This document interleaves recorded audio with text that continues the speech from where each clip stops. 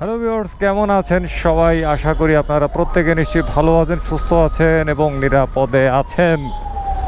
আর আমি এই মুহূর্তে বনানীর ঐতিহাসিক কাকলির ট্রাফিক সিগন্যাল এলাকা অতিক্রম করতেছি অত্যন্ত ধীর গতিতে।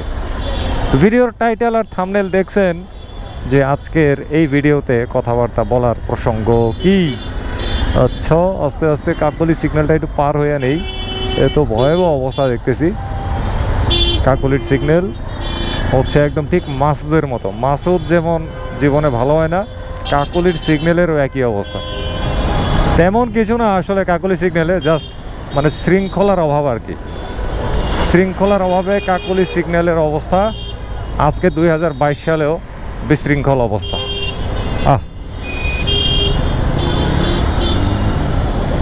বাবারে বাবা, পার হয়েছি, যাক। ওকে, এখন কথাবার্তায় প্রবেশ করি, আসল কথাবার্তায়।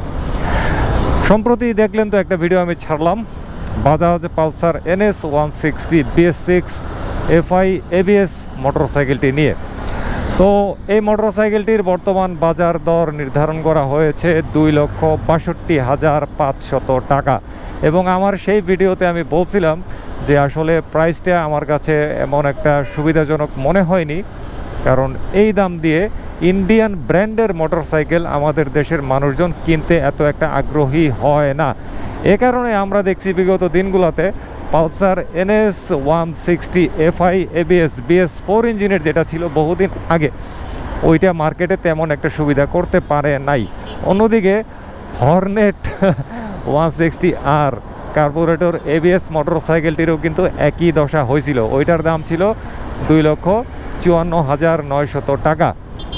এখন কথা হচ্ছে আমাদের দেশে বাজাজ কর্তৃপক্ষ কেন, কোন দুঃখে এই NS160 bs6 ABS FI মোটরসাইকেলটি নিয়ে আসলো, যেখানে পালসার লাভারদের মধ্যে একটা হাইপ তৈরি হয়ে গিয়েছে বাংলাদেশে পালসার N160 নিয়ে।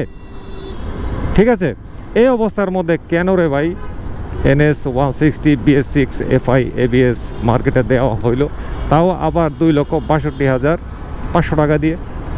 ইন্টারেস্টিং ব্যাপার কি জানেন, এখন বাংলাদেশে NS FiABS BS6-এর যে মোটরসাইকেলটি অফিসিয়ালভাবে বিক্রি করা শুরু হইল, ঠিক এই মোটরসাইকেলটা ইন্ডিয়াতে বের হয়েছে আনুমানিক 1.5-2 বছর আগে। আর ইন্ডিয়াতে কিন্তু বর্তমানে NS160 FiABS BS6 মোটরসাইকেলটির উৎপাদন সম্পূর্ণরূপে বন্ধ। শুধু এইটাই না, পালসারের পুরাতন যা ছিল ইন্ডিয়াতে সব কিছুই কিন্তু বন্ধ। এখন সবাই আছে N250, N160 আর হচ্ছে F250 নিয়ে। তো তাইলে বুঝেন ইন্ডিয়াতে NS160 FiABS BS6 প্রোডাকশন বন্ধ, ওইখানে সবাই ব্যস্ত হচ্ছে N160, N250, F250 নিয়ে। আর এই সুযোগে বাংলাদেশে ওই পুরান যেটার production of NS160 FiABS BS6 পাঠাই দিচ্ছে বাংলাদেশে। ঠিক আছে, পাঠাক, সমস্যা নাই, এটার মধ্যে আপগ্রেড আছে, মানলাম, তো সবই মানলাম।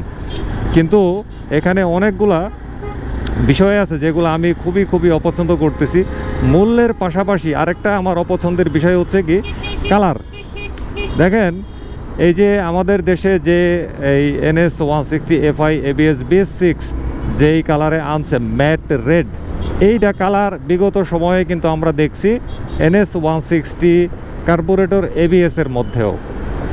ঠিক আছে, তো একই কালার বারে ঘুরাইয়া ফিরাইয়া কেন দেওয়া হচ্ছে? দেখেন, এই NS160 FiABS BS6-এর আরও 2টা কালার কিন্তু রয়ে গেছে। একটা আছে সাদা আর একটা আছে গ্রে। ওই কালারগুলো কেন আনতেছে না?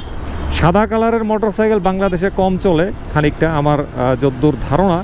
তো ঠিক আছে, সাদা না হয় তারা না আনলো, কিন্তু গ্রে কালারের মোটরসাইকেলটা তারা কেন আনলো না? এইটা দিয়েও যদি তারা মার্কেটে আসতো তাও একটা বুঝতাম যে না, ভালো একটা কালার আনছে। ঠিক আছে, ওইটার নামে কোনো খবর নাই। এদিকে হচ্ছে ম্যাট রেড, যেটারে আমি বলি হচ্ছে তরমুজ।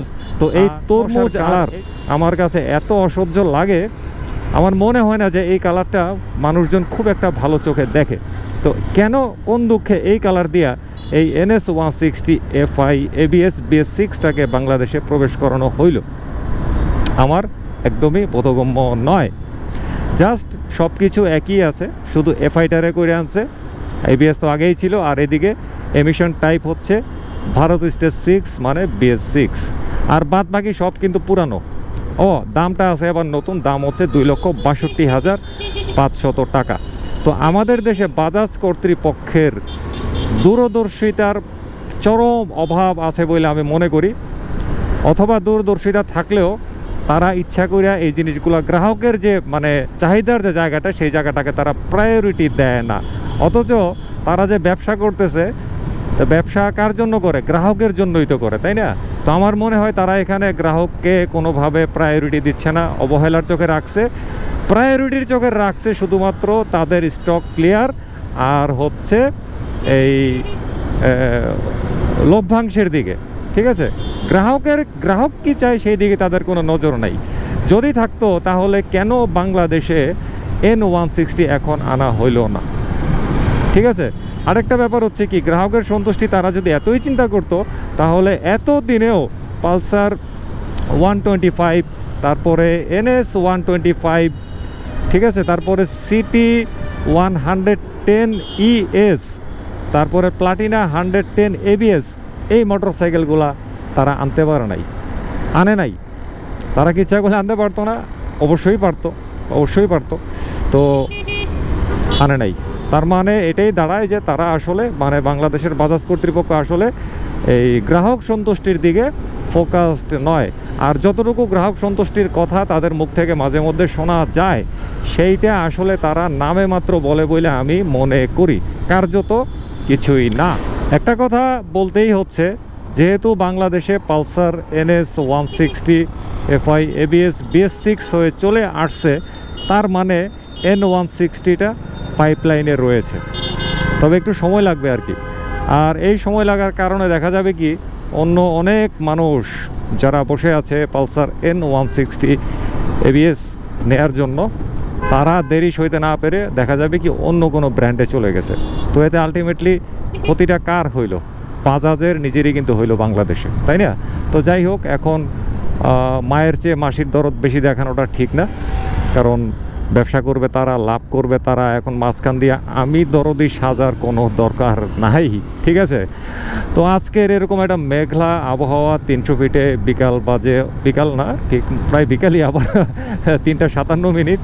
তো এরকম একটা সুন্দর মেঘাচ্ছন্ন পরিবেশ থেকে আপনাদের কাছ থেকে বিদায় নিয়ে নিচ্ছি।